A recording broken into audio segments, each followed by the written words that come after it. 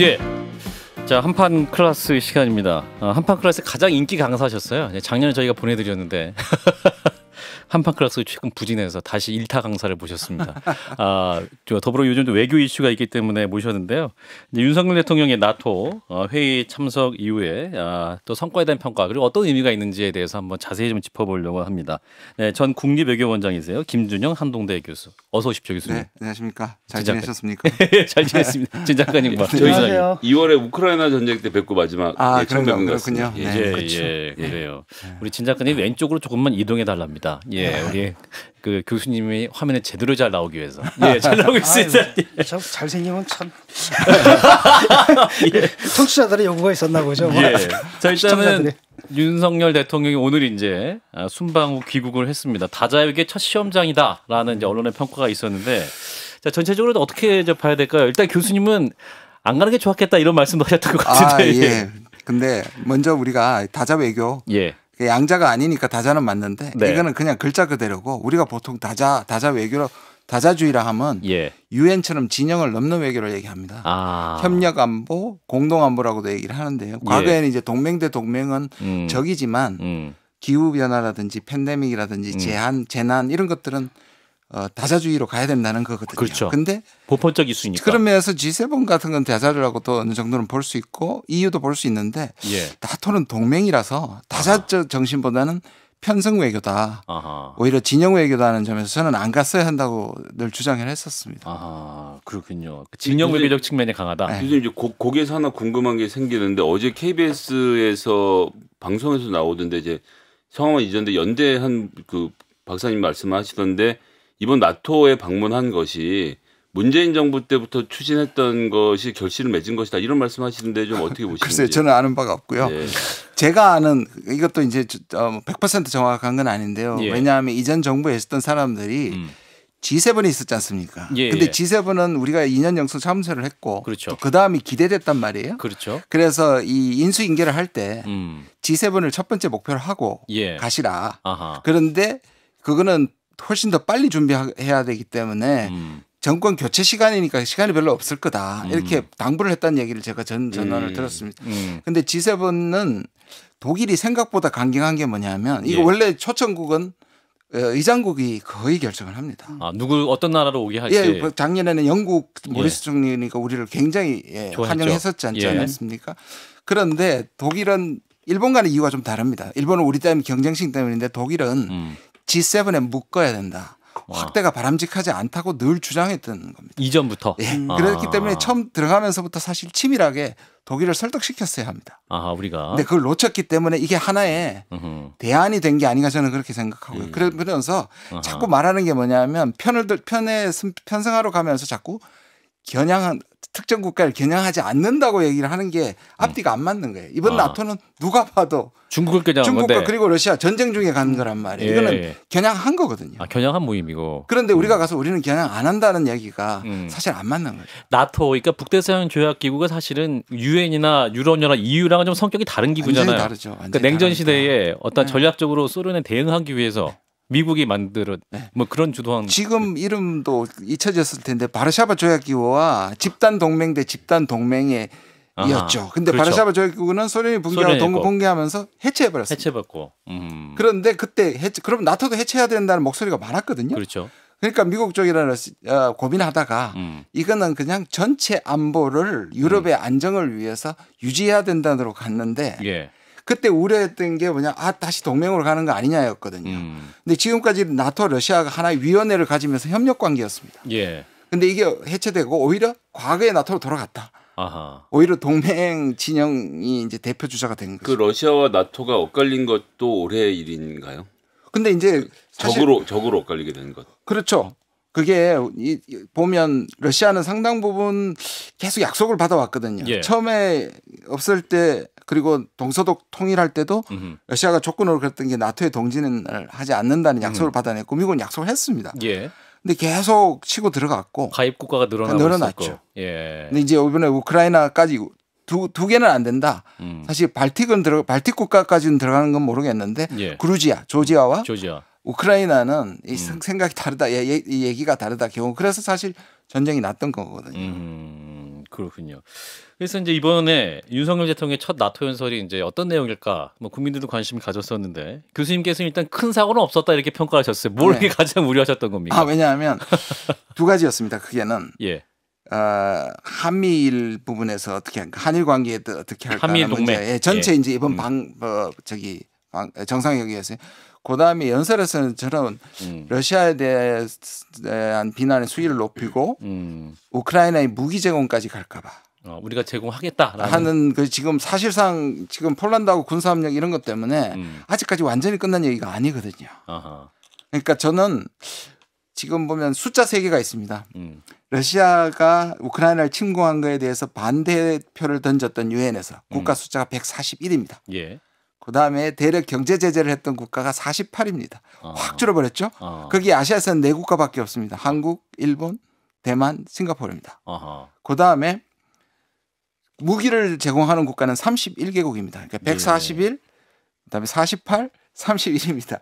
근데 이 31은 거의가 나토 국가고 그다음에 미국하고 캐나다하고 일본도 군사 지원인데 공격용은 아닙니다. 근데 지금 아시다시피 젤렌스키는 한국에게 특정한 무기를 제공하기를 바라고 있고 미국은 무기 세탁시켜 주겠다고 약속했지 않습니까? 그러니까 미국을 통해서 보내든지 폴란드를 통해서 보내든지 캐나다를 통해서 보내든지라는 얘기를 하고 있거든요. 근데 러시아 입장에서는 대러 경제 제재에 대해서도 기분은 나쁘지만 그건 한국이 처한 입장에서 할 수 있다. 이해할 수 있지만 한러 관계를 파탄낼 정도는 아닌데 그 레드라인은 대러 무기 제재 정도입니다. 저는 무기 제공은 절대로 해서는 안 된다고 생각하는 사람. 그래서 혹시라도 여기 가서 그 발언을 할까 봐 러시아를 지정하거나 중국을 지정하거나 또는 무기 지원까지 할까 봐 그건 안 해서 사고는 아니다. 큰 사고는 아니다. 그러나 여기저기 많은 지뢰를 묻고 오셨다. 지뢰를 묻고 오셨어요? 지뢰 몇 개나 있었습니까? 보니까. 뭐 여러 가지가 있었습니다. 대통령이 이제 귀국하면서 국민들 앞에서 이제 성과랄까요? 얘기한 중요하게 언급한 것 중에 하나가 한미일 정상이 군사안보 협력 재개 원칙론에 합의했다. 제일 큰 지뢰입니다. 가장 큰 지뢰입니까? 지뢰를 성과처럼 말씀하셨던 겁니까? 왜 그러냐면 용어를 정확하게 잘 보셔. 아까 제가 다자주의도 좀 치밀하게 보면 그게 아니라는 것처럼 한미를 언뜻 들으면 내용이 대북 제재니까 당연히 한미를 할 수 있는 두 가지가 문제입니다. 하나는 나토에 가서 얘기한 겁니다. 나토에 가서 얘기했다. 가서 또 미국이 짜놓은 한미일이라는 미국이 원하는 것은 한미일 군사협력이거든요. 특히 동맹이거든요. 그건 미국으로서는 지극히 당연한 전략입니다. 미국은 그렇게 묻고 싶겠죠. 그런데 우리로서는 한일 관계의 특수성이나 일본에 대한 신뢰나 그다음에 이 관계를 생각했을 때는 사실 군사협력이나 동맹으로 가서는 안 되거든요. 지금까지 그러면 이전 정부까지는 어떻게 했냐. 대북 공조를 한정했습니다. 대북 공조. 그렇죠. 또는 아프리카의 해적이라든지 그다음에 재해 재난 방지라 이런 것들은 아까 말씀 다 협력담으로서 괜찮습니다. 그런데 이번에 한미일에서 나온 얘기가 안보 협력이란 말이 등장했습니다. 이거는 범위를 모르는 겁니다. 군사안보 협력. 그리고 지금도 안보 군사 협력이라고 그랬습니다. 이거는 바로 동맹까지도 갈 수 있는 여지를 남긴 것이고 특정하지 않는 이슈에서 한일이 군사적인 교류를 하고 그다음 심지어는 만약에 동맹 쪽으로 가면 예를 들어서 지금 북쪽에 지금 북방 영토를 가지고 러일 관계는 굉장히 적대적인 관계가 될 수 있거든요. 그러면 우리는 자동 개입이 되는 거예요. 러시아와 일본이 나빠지고 전쟁을 하게 되면 한미일 동맹이 공고화되면 같이 우리도 그 전쟁에 가야 된다. 한반도 유사시에 일본은 무조건 한국에 들어와야 된다. 상륙할 수 있죠. 그건 동맹으로 가기 전에는 어려운 일이긴 한 거죠. 그렇죠. 그건 어려운데 요즘 저는 조금 우려스러운 게 우리 언론이 그리고 너무 이걸 쉽게 써요. 문턱을 너무 낮추는 것 같아서 너무 걱정입니다. 다자에게 너무 쉽게 쓰는 것처럼. 이렇게 자꾸 들으면 한미일 동맹 사회적해지는 거 아닌가? 그게 그냥 대북 공조하고 같아질까 봐. 아니에요. 이건 분명히 다릅니다. 선을 그어야 됩니다. 그래도 어느 점에서는 한일 관계를 개선해야 된다. 이것도 사실 필요한 부분이지 않습니까? 그것도 그래서 제가 말씀드린 아까는 그래서 과거 역사는 묻고 미래로 나가자. 대통령 이런 말씀하시던데. 어떻게 저는 보셨는지. 미래로 나가면 좋은데 미래로 나가는 전제 조건을 어떻게 다느냐의 문제잖아요. 그러니까 지금 이 정부는 당연히 문재인 정부 탓을 하는 거죠. 한일 관계가 나빠진 것은. 그러면 그 당시를 잘 살펴보면 일본이 강했고 우리는 그 조건을 못 들었던 거예요. 그러니까 과거에는 한국이 과거사를 연결시켜서 우리가 뭐 일본 입장에서는 억지를 부린 건데 예. 지난 정부 때는 사실 일본이 억지를 부른 겁니다. 한국이 완전히 굴복하기를 바랬고 예. 그때 수출 규제를 했잖아요. 수출 규제를 했는데 그러면 이번 정부가 푸는 거는 일본이 양보하면 괜찮은데 예. 아니면 서로 양보하면 괜찮은데 일본은 그럴 생각이 없어 보입니다. 예. 그래서 우리 문재인 정부가 했던 것처럼 그러면 이 정부가 그 조건들을 다 받아들일 것이냐의 문제입니다. 동맹 그 문제에 있어서 이제 일반 국민이나 저 같은 사람들이 동맹이 좋은 거 아니냐 이렇게 생각하는데 어떤 보면 외교적으로 어떤 국가 간 관계에 있어서 한미가 어떤 게 있느냐. 이를테면 이제 한미 관계는 동맹 확실히 맞지 않습니까? 그렇습니다. 전쟁이 일어나면 미국이 자동으로 개입해서 도와주는 관계인데 만약 한일 관계도 동맹 관계가 되면 뭐가 문제가 되는 거죠? SI의 어떤 중요한 군사 정보를 어떻게 공유하게 되는 그뿐만 아니라 아까 말씀드린 예. 군사적인 게 일체가 되는 겁니다. 일체화가 그럼요. 된다. 그의 일본의 전쟁이 우리 전쟁이 되고요. 우리의 된다. 전쟁이 일본의 전쟁이 되는 겁니다. 특히 우리는 지금 한미라고 얘기할 때 또 하나 우리가 착각하는 게 뭐냐면 되게 평등한 동맹으로 갈 거라고 생각합니다. 100번 양보해서 한미로 가도 미일 동맹의 하부 구조로 해서의 한미 동맹이 전략적으로나 무기 체계나 그렇게 될 수밖에 없습니다. 그러니까 이를테면 또 중일 관계도 굉장히 긴장이 있지 않습니까? 네. 뭐 생각후 열도 문제라든지 네, 그래서 또 분쟁이 생기면 중일 간의 분쟁이 생기면 또 우리가 일본과 한 몸이 돼야 된다. 만약에 동맹가 된다. 지금 미국을 생각하시면 됩니다. 우크라이나에 저렇게 지원을 해도 안 보내잖아요. 동맹이 아니라고. 동맹이 그렇죠. 되기 전이기 때문에 지금 젤렌스키를 병력을 파병을 못 하잖아요. 예. 근데 우리가 만약 일본하고 동맹이 되면 일본의 전쟁이 나도 우리가 가야 하고 우리가 전쟁이 나면 일본을 온다는 것이 아주 심각한 겁니다. 이게 지금 저는 그냥 정말 군사적인 궁금함인데 일본 같은 경우는 수평선 넘어서 북한도 잘 안 보이고 중국도 잘 안 보이니까 한국이 그러니까 천병으로서의 군사적 이 정보가 동맹을 맺어서 가져오는 것이 본인들에게 굉장히 큰 이득이 있을 것 같은데 네. 그냥 정말 산술적으로 한일의 군사 동맹을 했을 때 한국이 일본으로부터 취할 수 있는 이득이라는 게 있나요? 보통 이제 세 가지를 얘기하는데요. 그 일본이 이제 테킨트하고 휴민트라고 얘기하는데요. 이제 그다음에 이제 그 위치적 인텔리전스인데 일본 같은 경우 우리보다 초계함이라든지 아니면 이런 전체적으로 기술적으로 우리보다 정보 시스템이 훨씬 더 우리보다 좀 낫습니다. 예. 그런데 우리는 휴민트라든지 지리적 이점 말씀하신 것처럼 여기서 장거리 로켓을 쏘면 ICBM 만약 중국이 ICBM을 미국 쪽으로 날리면 우리가 20분 내지 30분 미리 알 수 있습니다. 일본보다. 네. 근데 일본은 사실 단거리를 쏘면 크게 소용은 없지만 사실 이게 미국의 디자인입니다. 미국한테는 엄청난 시간 벌이죠. 20-30분을 먼저 알 수 있으니까.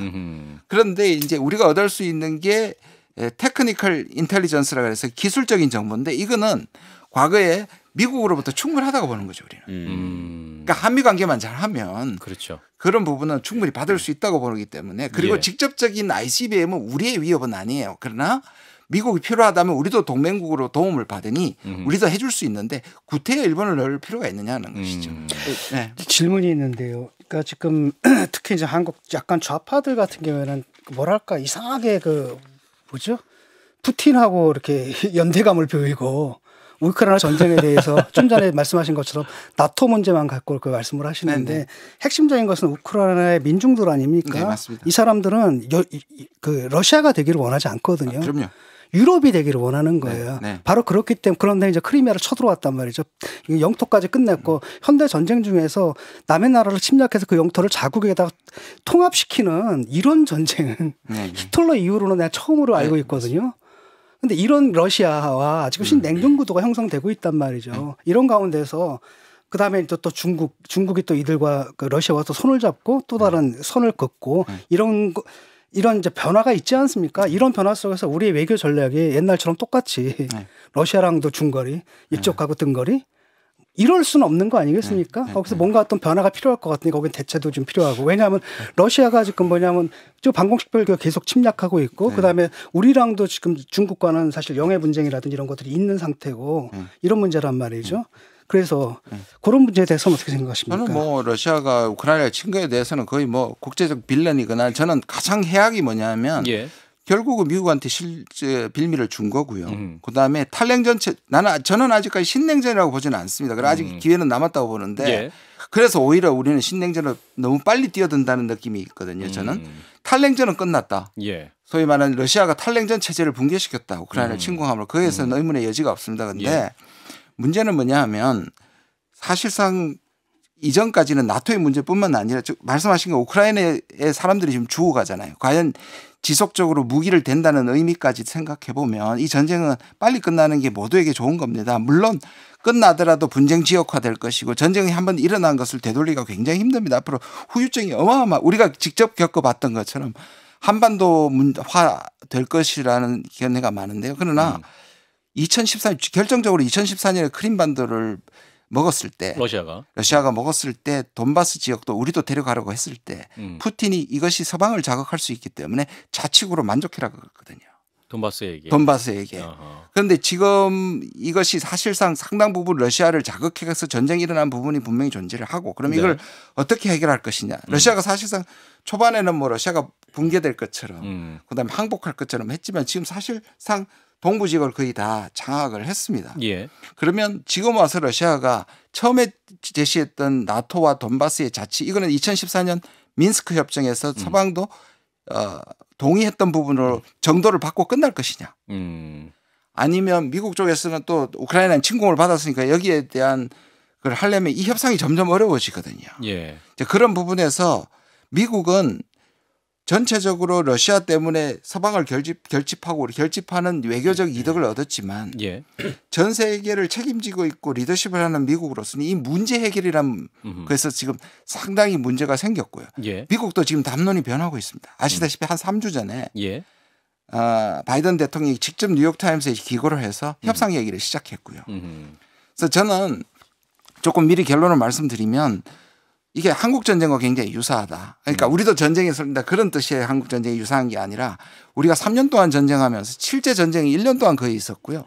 뒤는 한쪽에서 협상하면서 2년은 사실 휴전선에 엄청난 젊은 사람들이 피를 흘리면서 지금의 휴전선과 3·8선이 별로 차이가 나지 않게 됐잖아요.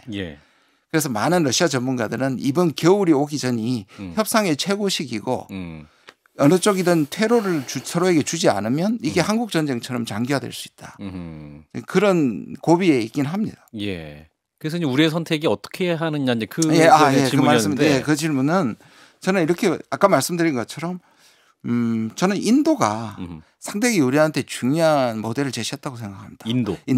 인도는 미국에게 엄청난 의미가 있습니다. 왜냐하면 중국을 버리면 인도 정도의 크기의 나라가 중국을 시장뿐만 아니라 이제 해야 된다. 그리고 중국을 견제할 수 있고. 그래서 쿼드는 미국이 트럼프 때부터 굉장히 중요했고 일본과 호주는 이미 잡은 고기고 사실 인도가 제일 중요했거든요. 그런데 인도가 생각보다 중국과의 관계이기 때문에 미국과 손을 잡았지만 미국이 원하는 만큼의 속도와 규모로 대중봉쇄에 참여하지 않습니다. 이거는 미국한테 상당한 지금 딜레마를 주고 있었어요. 마음을 확실히 안 주고 있군요. 자세히 보시면 미국이 여전히 인도를 중요시하면서도 쿼드에 대한 관심이 지금 약간씩 떨어지고 있습니다. 그런데 저는 그래서 지금 인도도 예를 들어서 대러 제재에 참여 안 했잖아요. 오히려 이 관계에서 자기 국익 챙기고 있지 않습니까? 저는 그래서 진영에 들어가는 거를 속도 조절도 해야 되고요. 규모 조절도 해야 되고. 저는 예를 들어서 IPF 우리 들어가야 되거든요. 새로운 규범을 만드니까. 근데 들어가서 이게 중국을 봉쇄하는 전용 기구에 우리가 선발되거나 돌격대가 되지 않아야 된다는 게 제 견해입니다. 그게 들어가지 말라고 저는 얘기하지 않습니다. 어떠한 그 러시아의 침략 행위에 대한 규탄을 하되 우리가 적극적인 돌격대는 말아야 한다 정도의 스탠스를 우리는 취해야 된다. 왜냐하면요. 이게 제가 이제 그런 말씀입니다. 편을 정하면 편해지는가? 안 편하거든요. 안 편하다. 이번 정부가 편을 정하면 편해졌다면 이전 진보 정부가 정했을 겁니다. 그러면 지금은 편을 확실히 정하고 있잖아요. 그러면 편해지는가? 아니라는 거예요. 이게 편을 정하는 순간 저는 일본, 중국이나 러시아도 한국의 처지를 압니다. 무슨 말이냐면 아까 말씀드린 대러 경제 제재까지는 용납 수준 가능한 거고 거기에 군사 제재까지 가게 되면 그거는 레드라인이 되는 거죠. 중국도 마찬가지입니다. 이것이 나토에 가고 IPF 참여하는 것 정도로 중국이 한국과의 관계를 단절하거나 제재할 수 없다고 봅니다. 그런데 거기에 따라서 대중 봉쇄에 전이대가 되면 중국으로서는 더 이상 한국에게 기댈 것이 없겠죠. 기대할 게 없겠죠. 그렇게 되면 이제 진영이 완전히 나뉘어지게 되는 거예요. 이런 문제가 있습니다. 예컨대 그런 식의 이제 중립적인 정책을 쳤던 게 이제 핀란드하고 스웨덴 같은 경우 아니겠습니까? 이 사람들 지금 나토 가입을 한다 그러잖아요. 그건 뭐냐면은 이제 상황이 옛날하고는 다르다. 이런 생각을 한 거고 당연히 이제 거기에 따른 불이익들도 있는데 그걸 감수하겠다라는 거고 이번에 또 보니까 칼리닝그라드 그것 같은 경우에도 뭐 라트비아죠. 라트비아 같은 경우에도 이제 그 러시아와 계속 충돌이 있겠고 근데 그 사람들도 이제 의구심을 갖고 있는 거지 않습니까? 푸틴이 이게 이제 예컨대 돈바스만 좀 묻고 거기서 멈출 거냐? 결코 그렇지 않다라는 거죠. 연결해 가지고 뭡니까 그쪽에 또 러시아 언어권 있지 않습니까? 이렇게 해가지고 다 장악을 해버리고 그다음에 이 사람이 뭡니까 그 두긴인가 있지 않습니까? 지정학이라는 개념을 굉장히 좋아하잖아요. 이 사람들의 목표라는 건 결국 구소련 제국의 회복이거든요. 그 영토 회복. 이 사람들은 우크라이나라는 건 존재하지 않는다고 요즘 공식적으로 얘기하잖아요. 원래 우크라이나는 없다. 원래 우리가 만들어준 것이고 이렇게까지 나오는데 이게 이제 그렇게 휴전을 해가지고 적당히 휴전을 해가지고 끝날 문제인가? 여기에 대한 이제 의구심이 있고 그 다음에 유럽 국가들도 이게 단지 우크라이나 문제가 아니라 공고 확대돼가지고 우리의 문제가 된다. 그렇기 때문에 우리한테 안전 보장이 필요하다. 그래서 나토에 들어가자 좀 이런 상황이지 않습니까? 예. 그러니까 그 부분에 대해서 우리는 케이스가 다르고요. 저는 예를 들어서 이제 소위 말하는 냉전 체제에서도 노르딕 국가라고 얘기하는 국가들은 상당히 중립적 자세를 했고요. 핀란디제이션이라고 얘기했던 것처럼 핀란드는 소련에게 서방으로 하는 창을 제공하고 대신에 나토에 안 들어가면서 나름대로 생존을 확보했고 우리의 과거의 중립화를 주장하는 사람들이 핀란디제이션을 상당히 우리가 받아야 된다고 했는데 우리는 중립화가 안 되는 것이 우리는 70년에 한미동맹이 이미 존재합니다. 제 말씀은 동맹을 그러니까 중립이라고 말씀하시는 자체가 사실은 성립이 안 되죠. 그리고 진보 정부가 사용했던 균형도 말이 안 되는 겁니다. 근데 왜 그러냐면 저는 오히려 정확하게 표현하면 속도 조절입니다. 속도 조절. 속도 조절이 그 안에서 우리의 이익 챙길. 저는 이번에 터키를 보십시오. 터키는 자기 얻을 것 얻어내잖아요. 그 반대를 하면서 그 와중에도 들어가서 찾을 거 다 찾아 먹잖아요. 근데 우리는 다 내줘버리고 제일 앞에 돌격대를 쓰면 얻어맞을 때는 제일 처음 얻어맞고 그리고 실제로는 우리한테 더 이상 얻을 게 없기 때문에 한국을 대해서 특별히 접근해서 얻어내고자 하지 않는 거죠. 그러니까 우리는 너무 쉬운 상대인 거예요. 교수님, 근데 이제 이번에 윤석열 정부가 외교 라인을 짜면서 소위 말하는 외교부의 북미국이라고 불리는 미국을 추종한달까 미국과 친한 라인들을 중용하고 국정원장까지 임명했다 이런 얘기들은 많이 나오는데 그래도 하여튼 그 사람들 다 국익을 위해서 일하는 사람들일 텐데 그렇죠. 지금 말씀처럼 왜 선봉에 서서 얻어맞고 이러는 역할을 자처하도록 전략을 짜고 있는 걸까요? 어떤 이득이 있다라고 그들은 생각을 하는 건지 좀 궁금하거든요. 제가 알기로는 외교부에 단 한 번도 북미국이 중심이 아닌 적이 단 한 번도 없습니다. 진보 정부에서도 그랬고요. 상대적으로 정치적 담론이 마치 북미국을 주도하는 것처럼 주도 안 하고 중국이 중요해지고 이런 것처럼 보였지만 늘 가장 엘리트가 같고요. 제가 있을 때도 북미국은 외교부에. 가장 중요했고요.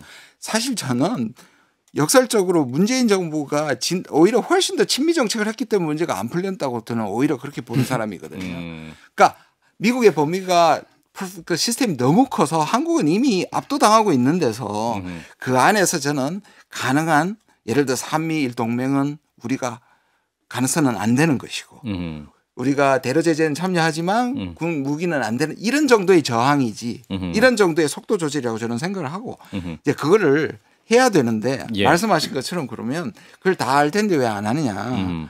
근데 워낙에 지금 이 윤석열 정부의 이 안보관이나 철학관 힘을 통한 평화, 동맹 위주 이런 것들이 확실했고요. 그다음에 아까 말씀드린 G7이나 이런 것과의 사실상 이제 좀 연계되는 게 있을 것 같고요. 또 하나는 제가 생각했던 것보다 속도가 너무 빠르다. 제가 이 생각했던 것보다 지나치게 진영으로 너무 빨리 걸어 들어간다는 생각이 조금 듭니다. 또 이런 문제가 있거든요. 사실은 이제 중국이 이제 계속 부상을 하고 있고 그다음에 해역 이쪽으로 진출을 하려고 하고 있고 근데 미국은 이제 봉쇄하려고 그렇기 때문에 아시아 태평양권 사람 해서 나중에 인도까지 연결해 가지고 봉쇄를 하려고 하는 이런 건데 이게 이제 기술 전쟁의 측면이 있거든요. 지금 미국에서도 계속 중국에 제재를 하는 거 화웨이 제재하고 이런 것들이 결국은 핵심은 이제 군사적인 문제도 결국은 핵심이고 핵심은 바로 이제 기술이다. 그중에서 특히 이제 IT라든지 컴퓨터 기술 이런 부분이란 말이죠. 그런 가운데서 당연히 옛날에 중동에 못지않은 역할을 하게 되는 게 사실 반도체 아니겠습니까? 그래서 반도체를 생산하는 한국하고 대만하고 그다음에 다시 일본도 좀 하려고 하는 것 같고 그다음에 미국하고 연결을 해서 일종의 기술 동맹을 맺으려고 하는 이런 측면이 있거든요.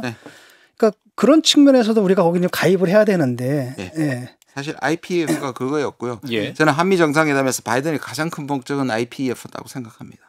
이 말씀하신 것처럼 미중 패권 결정의 그 다음 세대를 완전히 갈라놓을 것이 4차 산업에 누가 기술을 선점하는 것이 문제고 말씀하신 것처럼 IT고 더 구체적으로 하면 양자 컴퓨팅을 지금 누가 먼저 개발하느냐가 미래를 결정한다고 할 수 있을 정도로 치열한데요. 예. 그래서 미국이 지금 중국을 빼고 공급망을 만들려는 거 아닙니까? 특히 반도체, 배터리 이런 걸 포함해서. 근데 문제는 뭐냐면 그래서 IPEF에 들어가야 됩니다. 이제 IPEF에서 나오는 목적은 뭐냐면 이제 인권이나 가치나 그다음에 중국의 기술 해적질 같은 것들을 막겠다는 건데 예. 문제는 이제 뭐냐면 이런 거죠. 과거에 한 번도 있었죠. 신장 위구르 때문에 거기서 생산되는 면을 수입 금지한다든지 예. 이런 방식으로 중국 인제를 제재를 하는 건데요. 그러면 지금 우리의 대부분의 시장이 되고 있는 중국이 예를 들어서 우리나라 반도체의 40%를 중국이 사갑니다.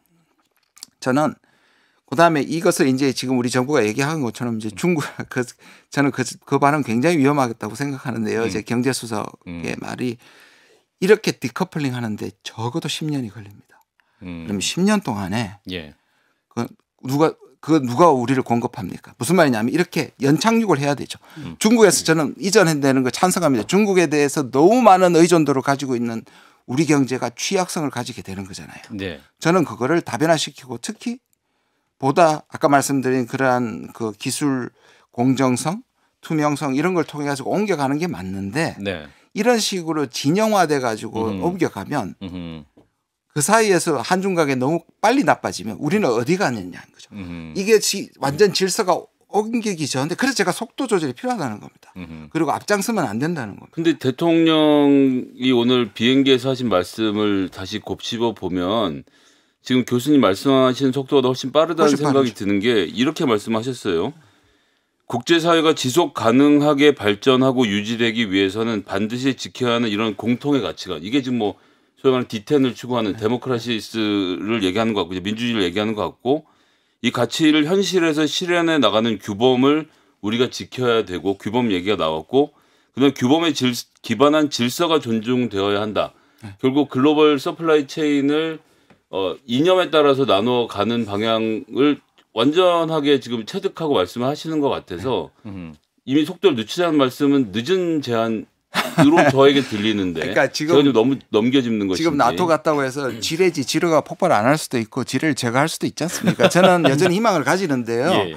그런데 이제 위험 요소를 너무 많이 갖고 사실상 이 기대 수준을 일본이나 미국한테 너무 많이 줘버리면 아까 말씀드린 것처럼 이제 그렇게 나올 거란 말이에요. 그런데 지금 미국을 보십시오. 미국이 그 사우디를 가지 않습니까? 바이든이. 거의 천하에 자기 그 언론인 망명한 언론인 가시거지를 죽인 다음에 그 상종도 안 했다가 지금 국내 정치가 이렇게 되니까 그러면 그 인권은 뭡니까? 미국이 찾아가서 용서하는 인권은 뭐냐면 저는 뭐가 걱정되느냐면 미국조차도 디커플링은 20-30%의 첨단 산업이지 7-80%의 미국의 제조업의 커플링을 어떻게 끊느냐는 말. 그 미국의 소비 물가가 오를 것이고 지금 사우디만 드러났지만 시진핑한테 전화해 가지고 지금 관세도 낮추자는 얘기까지 할 정도입니다. 그래서 저는 막 우리만 달려갔다가 미국조차도 뒤에 안 따라온다는 거예요. 그걸 우리 걸 챙기면서 가야 하는데 예. 지금 우리가 돌격대가 되는 기분이 제가 좀 듭니다. 근데 이제 하나만 좀 저는 최근에 나온 퓨어 리서치에서 나왔다는 미국과 중국에 대한 전 세계 사람들의 선호 정도를 보니까 우리나라가 미국보다 미국을 더 좋아하더라고요. 그러니까 친미 정도가 미국 사람들이 미국을 좋아하는 것보다 더 좋아하고 중국은 우리나라보다 중국을 더 싫어하는 나라는 중국을 좋아하는 사람 숫자가 적은 나라는 일본, 미국. 예, 미국 뭐 이런 정도라서 우리가 80%고요. 예. 미국이 82%고 또 일본이 이제 싫어하는 게 중국 혐오가요. 85에서 86% 정도. 예, 그런 정도라서 그러니까 저가 뭐 그 중국 시장을 지켜야 되고 우리가 이제 먹고 살려면 중국과 관계를 유지해야 된다고 말을 하면 이 방송을 듣는 대부분의 80%의 국민들 혹은 특히 20, 30대 젊은이들 같은 경우는 제가 20대 때 미국 뭐 무섭다고 미국한테 할 얘기 못 하냐라고 말했던 것처럼 네. 저기 마이크 잡고 앉아갖고 중국 무섭다는 소리 그만 좀 하고 중국하고 맞설 생각을 해라라는 그런 국민적인 요구가 있고 어떤 면에서는 윤석열 대통령이 뭐 파퓰리즘이라고 해야 될까요? 그런 국민의 정서 그대로 받아 안아서 반중의 노선을 가고 있는 건 아니냐. 그럼 이게 사실 대중적 지지를 받는 상태면 이거 어떻게 풀어야 되는지 잘 모르겠더라고요. 이게 이제 국내 정치가 국제 정치를 이제 좌지우지하는 가장 큰 사건 중에 하나입니다. 실제로는 이거를 이제 미국에서조차도 스트래티직 패러노이아, 그러니까 전략적 강박이다. 중국이 위협적이긴 한데 중국이 지금의 실제 위협보다 훨씬 더 많이 강조한다. 그리고 러시아에 대해서도요. 지금의 이것을 예견한 이 키신저가 트럼프를 만났을 때 자기가 과거에 소련과 중국을 분리한 것이 전략적으로 굉장히 도움이 됐으니 지금은 러시아를 어떻게 해가지고 중국하고 분리시켜야 된다. 그게 미국이 양쪽 전선을 열게 하는 게 아니라는 얘기를 한 적도 있거든요. 그런데 그게 왜 실패했느냐면 미국 사람들 아직까지 러시아 사람들을 소련 사람으로 생각합니다. 그렇죠. 소위 말 루소포비아라 그럽니다. 러시아에 대한 공포감을 갖고 있어요. 똑같이 지금 미국도 그런데 중국에 대해서. 근데 정말 실리를 찾고 국익을 찾는 대외정책 결정자들은 중국 때리는 게 인기가 있고 중국 때리는 게 표에 도움은 되지만 장기적으로 본다면 그 속도보다는 저는 낮아야 된다고 보고 그러면 예를 들어서 지금 시장이 문제가 아니고 요소수 사태가 다시 일어나면 이제서 한중 관계가 파탄이 나거나 적어도 그렇게 됐을 때는 조절할 필요가 있는 거죠. 이번에 나토에서도 보면 이제 중국의 그 러시아를 편들면서 나토에 찍혔다라고 외신 보도가 있었지만 이제 나토에 대해서 그 threat 위험이라는 표현보다는 시스테머릭 챌린저 어떤 구조적인 도전이다 이런 식의 표현했기 때문에 그것 역시 나토 역시 좀 중국을 바라보는 게 속도 조절을 봐야 됩니까? 맞습니다. 제가 이번에 사실 이 어떤 용어를 쓰냐에 대해서 엄청나게 논의가 됐어요. 가장 최고 후보가 뭐냐? 러시아는 적 enemy, 중국은 threat 위협이었습니다. 한 단계씩 내려온 겁니다. 러시아는 위협이 직접적 다이렉트 threat이라 그랬고요. 지금 말씀하신 중국은 시스테믹 챌린지라고 했습니다. 저는 조금 다행이라고 생각해요. 전반적으로 이게 긴장이 고조되는 게 좋지 않으니까요. 근데 이게 어디서 출발을 했냐면 2018년에 미국의 국가안보전략회에서 처음으로 러시아하고 중국을 수정주의 국가, 그러니까 질서의 자유주의 국제 질서의 위협에 대한 수정을 가하려는 국가로 위협을 처음으로 그 전에 위협이었는데 다시 동반자나 우방국이었다가 바뀌었거든요. 그러니까 기본적으로 미국은 이런 판을 짜 가는 겁니다. 그렇군요. 그런 의미에서 우리도 그러면 맥락에서 너무 돌격해 나가면 안 된다는 주장을 하시는 거죠, 그럼요. 교수님은? 그럼요. 그래. 실용적으로 가야 한다. 알겠습니다. 자, 이번에 이제 G7 서방 7개국이 이제 나토에서 함께 정상회담을 했는데 이 합의 내용을 보면 그 무제한적인 러시아 침공 대응을 강조했어요. 이게 그러면 무제한적으로 대응하겠다 하면 그 전쟁 끝내겠다는 얘기가 아니잖아요. 이거 안 좋은 시그널 아닙니까? 안 좋은 시그널인데 근데 이제 제 생각에는 지금 협상회를 하더라도 늘 이제 나오는 얘기가 지난 아까 말씀드린 바이든의 그 저도 뭐냐면 협상에 유리한 지점을 차지하기 위해서 최선을 다하겠다는 게 나옵니다. 뭐냐면 지금은 전황이 러시아에게 유리한 겁니다. 그렇죠. 그러다 보니 러시아가 처음에 전쟁 안 하겠을 때 요구 조건에 만족할 것이냐 아니면 우리 진 선생님이 말씀하신 것처럼 올려서 복속시키더니 적어도 동우크라이나를 우리가 가지겠다고 할 것인지 이게 이제 그렇게 되면 이제 전쟁 끝나지 않는 거죠.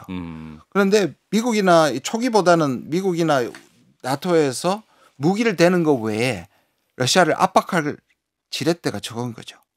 그래서 이렇게 얘기하고 그래서 한쪽에서 우리가 그랬던 것처럼 아까 말씀드린 엄청난 전쟁이 있다가 뒤쪽에서는 협상을 할 거라고 봅니다. 또 그리고 문제가 뭐냐면 이제 소위 말하는 이제 한동안 그 미드에서 유행했던 겨울이 온다인데요.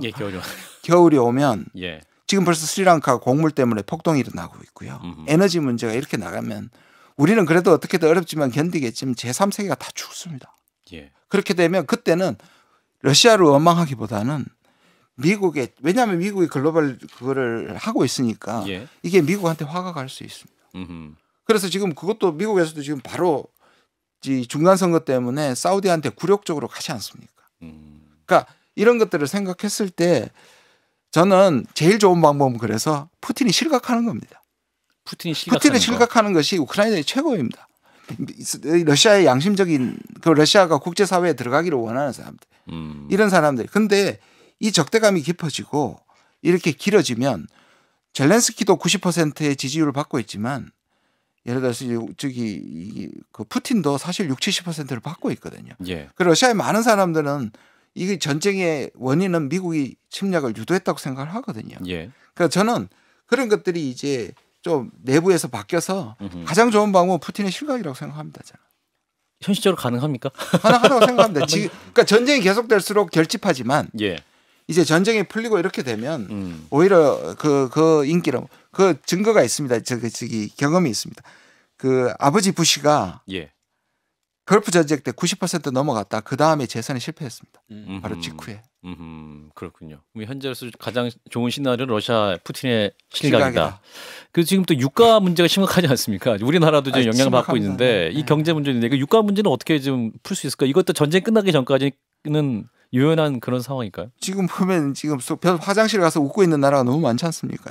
인도, UAE, 사우디, 그다음에 러시아도 포함해서 지금 러시아도 웃고 있습니다. 왜냐하면 러시아 에너지가 석유 수출이 2위고요, 천연가스 1위입니다. 아하. 그래서 지금 사상 최대의 흑자를 보이고 있는 이런 아이러니가 러시아 사상 최대의 흑자를 보이고 있습니다. 그 주로 인도나 이렇게 중립국들을 팔아 채우고 있는 거죠. 그렇죠. 그들은 또 뭐냐면 또 인도나 중국은 쌀 때 잔뜩 사두고 잔뜩 사두는 겁니다. 그래서 정유해서 또 유럽으로 팔아버리고. 네. 미국이 처음에 이걸 어떻게 했냐면 그리고 아까 사우디한테 그렇게 큰 소리를 칠 수 있었던 게 셰일 가스에 대한 자신이 있었고 미국이 LNG에 대한 자신이 있었거든요. 근데 지금 유럽에게서 그 처음에 독일이 이 러시아 가스에 대한 중독이 깊거든요. 그런데 그래서 노드스트림 2도 만들어낸 건데 그거를 미국이 뭐라 했냐면 LNG로 다 실어줄 테니까 배로 실어줄 테니까 하지 말라 그랬거든요. 그런데 독일은 그걸 받을 수 있는데 전체 보기에는 저 LNG식 그 배로 날아가지고 언제까지 가겠느냐. 사실 심리잖아요, 경제는. 그러니까 그렇죠. 이게 유가가 계속 오르고 전쟁이 끝난다는 신호가 없으면 계속 오를 것이고 또 겨울이 오잖아요. 아까 말씀드린 겨울이 온단 말이에요. 바이든의 선택이 좀 빨라질 수도 있습니까? 저는 빨라질 수 있는데 이제 러시아의 관건이죠. 러시아가 그러니까 서로 테러를 마련해 줘야 되는 거죠. 그러니까 러시아는 2014년으로 돌아가는 걸 받아들인다면 저는 상당히 빨리 9월이나 10월 전에 또 극적인 타결은 가능하다고 생각하는 사람 중에 하나입니다. 예. 지금 뭐냐면 다시 옛날로 돌아갈 수는 없잖아요. 너무나 많은 사람이 죽었거든요. 그러니까. 거의 막 3만 명이고 부상병까지 합치면 거의 병력의 절반 정도를 잃어버리고 뭐 예비군 투입하고 이런 상태인데 그거 아무 성과 없이 돌아갈 수는 없고 결국은 지금은 이제 병합을 해가지고 지금 또 투표 준비하고 있지 않습니까? 케르손에서도 그렇고 거기서 분명히 투표해가지고 이제 열서 영토로 편입하려고 하는데 야 이거 뭐 어떻게 됩니까 이게? 그래서 이제 이게 이제 한국식 분쟁 지역화 휴전. 그러니까 평화까지는 못 가고 일단 휴전하자는 가능성이 있는 거죠. 휴전. 그러니까 우린 지금 휴전해가지고 지금 70년을 가고 있는데 그래서 자꾸 지금 그 한국 얘기가 자꾸 나옵니다. 푸틴의 이제 어떤 전략적 선택에 대해서 과거에는 이제 푸틴이 이제 굉장히 영민하고 스마트한 선택을 많이 한다는 평가를 받았었는데 이번 이제 우크라이나와의 전쟁에서는 그의 판단이 좀 과거와 달리 좀 흐려졌다라는 생각도 그렇죠. 많이 하고 우리가 보기에는 우리의 합리적 기준에 의해서는 그런데 또 러시아 전문가들은 러시아의 존재감을 확실히 알렸다고 얘기하는 사람들도 꽤 있습니다. 아 그렇군요. 오히려 지지하고 있습니다. 예, 그렇군요. 굉장히 어려운 퍼즐을 빨리 국제사회에서 풀리고 또 우리도 그 안에서 역할을 해야 될 텐데 오랜만에 모셨으니까 북한 문제도 한번 여쭤보겠습니다. 이 북한에서 오는 이제 코로나, 이 코로나가 남쪽에서 넘어왔다 이런 입장을 밝혔어요. 유치하기 짝이 없습니다. 그런데 저도 기사를 금방 봤는데 아마 그냥 제 추측에 제가 다른 분석 기사를 못 봤는데 보내고 있는 건가요? 코로나 관리? 그렇기도 하고 이렇게 지금 단절되어 있는데 아마 지금 제 이 얘기는 아마 거기서 나온 것 같습니다. 과거에 왜 뭡니까 이렇게 풍선 날렸을 때 일부 단체에 그게 코로나를 묻혀서 보낸다는 소문이 있었고 얼마나 사실인지는 모르겠지만 북한이 넘어오는 족족 전부 다 태웠다는 거거든요. 그러니까 그것의 연장 논리가 아닌가 생각하고 뭔가 자기들도 자기 책임을 벗기 위해서 또 한국 탓을 남한 탓을 하는 것인데요. 너무 신경 안 써도 될 것 같아요. 아 이건 뭐 중요한 시그널은 아니다. 저는 이제 그 나토 관련돼서 이 이야기랑 이제 윤석열 대통령이 가서 그 서방 국가들에게 북핵 제재, 북핵의 위험성에 대해서 알리고 이것에 대해서 공감대를 많이 형성했다라는 이야기를 하세요. 그리고 또 타임지 보도를 보니까 러시아가 한국과의 관계가 끊어지면 북한과의 관계가 더 강렬해질 거다 이런 얘기들을 하고 있고 조금 전에도 말씀하시지만 키신저 그 전 외무장관이죠. 이분 뭐 그 연세 영국의 파이낸셜 타임스였네 인터뷰하면서 중국이든 러시아든 둘 쪽에서 한쪽은 우리랑 가까워질 수 있도록 틈을 두라고 했는데 지금 그러니까 윤석열 대통령이 취한 정책은 중국, 러시아, 북한을 고립시키는 그러니까 우리가 고립시킨다고 되는 건 아니지만 어쨌건 그런 그림을 만들어서 김정은 입장에서는 러시아가 더 가까워졌으니까 까짓거 무력 도발하고 그냥 러시아랑 중국에 기대서 숨 쉬면 되지라는 생각을 하게 된 건 아닌가라는 걱정이 좀 돼서 그래서 오히려 전 핵실험이나 이런 도발을 예전에 비해서 좀 더 자유롭게 하는 환경이 만들어지는 거 아닌가 좀 우려가 되거든요. 그래서 이 대북 강경책이 오히려 이제 강경책이나 제재가 더 안 먹힐 가능성이 있죠. 왜냐하면 북한의 전략적 가치가 엄청 높아졌습니다. 러시아에게 중요해지고 그다음에 중국에 중요해졌단 말이에요. 그래서 제가 아까 다자주의는 이 바이든이 등장했을 때 세 분야는 중국하고 협력한다 그랬습니다. 첫 번째가 기후고 두 번째가 팬데믹이고 세 번째가 핵입니다. 무슨 말씀을 드리냐면 이 지금 기후 협약 사라졌지 않습니까? 그렇죠. 왜냐? 중국과 러시아가 참여하지 않으면 이 기후 협약은 불가능해지고 오히려 지금 석유 얘기하고 있고 천연가스가 다시 화석연료로 돌아간 것 같아요. 똑같습니다. 그러니까 북한의 핵 문제를 해결할 수 있는 건 이들의 도움이 꽤 엄청 필요한 것인데 우리가 원하는 속도를 안 해줬지만 지금은 근데 미러 관계가 미중 관계가 나빠지면 대놓고 돕습니다. 북한을. 그렇게 되면 북한 문제는 더 힘들어지고 제재의 강도와 효과성은 떨어진다는 얘기입니다. 지금 말씀하신 거죠. 지금 뭐 북한 같은 경우에는 제가 볼 때는 이미 이제 뭐 제재를 통해서 핵무기 개발을 중단시키거나 아니면 과거로 다시 이미 이제 비가역적인 과정이고 그 사람들이 계속 보면 몇 년 동안 주장해왔던 건 뭐냐면 비핵화가 아니라 사실 핵군축이지 않습니까? 우리는 핵 보유국이다 사실상. 그러니까 왜냐하면 공인되지 않은 핵 보유국이고 그걸 인정해라. 뭐 그렇다면 우리가 약간의 동결도 좀 가능하겠다. 이 정도란 말이죠. 이런 상태 속에서 우리가 계속 그 제재를 해야 되는 건지 아니면 그러니까 제재를 하는 이유는 그렇다고 그래가지고 이걸 또 포기하고 이걸 새로운 현실로 북한이 이제 체제를 이거는 또 우리가 못 하잖아요. 스스로 유지할 수 없다라는 전제가 있어서 이제 우리가 제재를 통해서 이제 나오게 하려고 하는 건데 지금 제재 기간이 굉장히 오래됐음에도 불구하고 코로나 상황도 지금 극복하는 것처럼 보이고 또 핵은 핵대로 개발하고 있는 상황이기 때문에 그래서 저는 이게 약간 안데르센 동화의 벌거벗은 임금님 같아요. 저는 미국이고 우리 정부도 그 말만 못하지 북핵 비핵화 포기한 것 같습니다. 왜냐? 제재는 더 이상 할 것도 보십시오. 지금 북한이 ICBM 모라토리움을 깼는데도 유엔이 할 수 있는 건 아무것도 없어요. 말씀하시면 제재는 더 이상 효과적이지 않아요. 그러면 차라리 당분간 안 한다. 북한하고 안 한다고 하든지. 근데 뭐냐 항상 하냐면 한국 워딩하고 미국 워딩 중에 뭐냐면 북한이 핵을 포기하면 그렇죠. 근데 어떻게 할까 하면이라는데 이 상황에서 북한이 할 리가 없죠. 예. 근데 대통령님은 여전히 그 말씀을 하시던데요. 하시겠죠. 그러니까 제가 아까 안데르센 동화를 얘기하는 겁니다. 대놓고 이제는 우리는 북한 비핵화를 포기했다고 못하는 거죠. 미국도 그래서 8년간 오바마 때 전략적 인내로 갔잖아요. 지금 똑같이 전략적 인내로 갈 겁니다. 계속 인내할 것 같은데요. 예.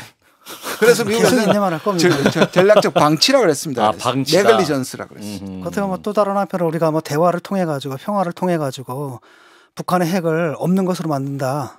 이것은 사실상 이렇게 되면 뜬구름 잡는 얘기로 드러나지 않았습니까, 사실. 우익들 같은 경우는 이제 우리 조금 핵무장해서 이 군사 전력을 대칭화해야 되는 거 아니냐는 얘기가 나올 수도 있을 것 같은데. 그러니까 이제 그 논리가 나온 게 저는 너무 안타까운 거예요. 그래서 뭐냐, 차라리 비핵화를 CBI 때는 이런 그런 게 저는 전부 다 할 생각이 없는 사람들의 신화라고 생각해요. 우크라이나가 사실은 거기에서 있던 핵기술자 학자가 지금 다 들어가가지고 북한에 지금 SLBM하고 다 만들어준 거거든요. 그 사람들이 머릿속에 있는데 우크라이나 핵체제 해체하면서 이 사람들을 미래 생활을 보장 못 해준 거예요. 그래서 사람들 북한에 상당 기술자들이 들어갔단 말이에요. 그러니까 뭐냐면 우리가 길게는 비핵화를 보더라도 저는 심지어 핵군축도 비핵화의 과정으로서의 핵군축은 해야 된다고 생각하는 사람 중에 그래서 차라리 비핵화를 한 10년 장기적 목표로 놓고 관리를 해야 된단 말이에요. 제재를 하면 긴장 수위만 높아가고 내부에서 이루어지지도 않는데 자꾸 핵무장론이 나오는 거란 말이에요. 그래서 저는 문재인 정부가 생각보다 2018년에 많은 걸 못 이루었지만 적어도 5년 동안에 한반도의 긴장 수위는 안 올라갔단 말이에요. 관리는 했다. 관리는 했는데 지금 관리가 안 되고 코리아 리스크가 높아지는 거는 지금 나토 간 거랑 이게 다 연결이 돼가지고 한반도가 또다시 이 분쟁이나 이 긴장의 현장이 되는 게 저는 가장 걱정스럽습니다. 미국도 중간 선거를 앞두고 있는 상황에서 이제 김정은이 미국에 뭔가 메시지를 보내기 위해서 또 핵실험을 시기를 조율하고 있는 것이 아니냐 이런 생각도 그런 거 그런 거 아닙니까? 이 자꾸 우리가 북한은 우리한테 모든 것을 보이기 위해서 자기 전략을 개발하고 실험한다고 자기 플랜이 다 있는 겁니다. 이런 건 있죠. 한 1, 2주 내에서 택일하는 거는 기후도 보고 날씨. 남한도 보고 북한도 보지만 아니 남한 북한도 보겠지만 그걸 1, 2주의 택일이지 그걸 위해서 핵실험하고 그렇지는 않다고 생각합니다. 곧 어차피 핵실험 하지 않겠습니까? 곧? 할 거라고 보는데 지금 계속 나왔잖아요. 이미 미국에서는 무슨 점막 플러그까지 했다 그랬는데 사실 틀린 거잖아요. 지금 많은 사람들이 자기 한다 그래놓고 했던 사람들 전문가들 반성해야 됩니다. 안 하잖아요. 다 고쳐놓은 겁니다. 동창리하고 풍계리하고 할 준비를 다 고쳐놓은 겁니다.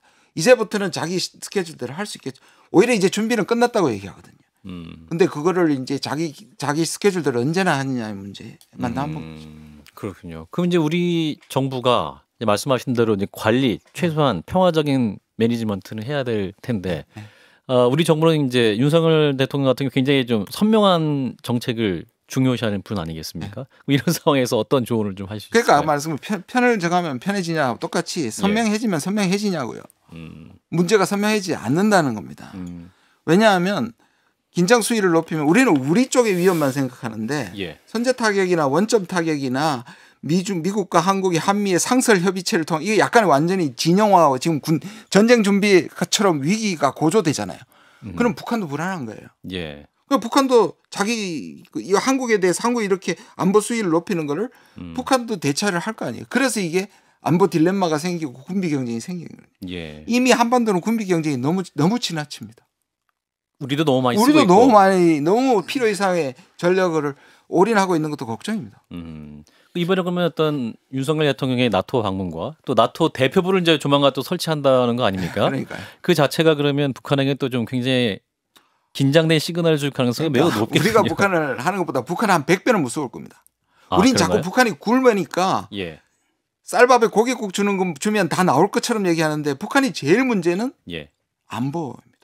생각해 보십시오. 우리가 북한보다 훨씬 핵만 빼고 잘 월등하죠. 미국을 동맹국으로 갖고 있죠. 일본도 북한 문제에서는 우리 편이란 말이에요. 그렇게 보면 북한으로서는 어마어마하게 공포스러운 거죠. 그렇군요. 그런데 우린 자꾸 많이 먹여줄게 하면 나와서 경제적 지원해줄게 하면 북한이 나온다 생각. 2018년에 김정은 위원장이 제일 많이 했던 소리가 이제 편안하게 생업에 돌아가라. 그러니까 인민들을 향해서 배부른다는 얘기가 보다 먼저 하는 게 사실상 안보입니다. 안보 공포입니다.